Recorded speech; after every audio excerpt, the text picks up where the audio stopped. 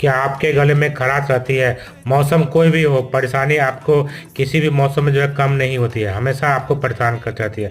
लगातार जो है गले में इरिटेशन होना, गला खिंच करना, ये सारी परेशानी आपको होती है, सर दर्द होना, ये सब परेशानी होती है।